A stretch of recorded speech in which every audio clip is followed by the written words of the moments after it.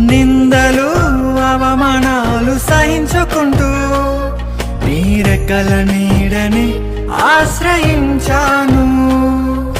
నీ వాగ్దానములను చేతపట్టి నీ ముఖముపై దృష్టి ఉంచినానయా.